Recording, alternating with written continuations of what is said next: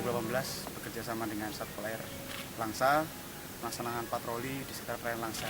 Jadi 18 mil dari perairan Langsa kami akhirnya menemukan kapal yang mencurigakan. Kemudian setelah kami periksa, ternyata kapal tersebut menangkap ikan di perairan Indonesia, kemudian menggunakan pukat harimau, dan kami cek juga ternyata ABK semua dan nakoda asing dari Thailand. Jadi dengan barang bukti ada, kami menarik kapal tersebut ke Langsa untuk diamankan.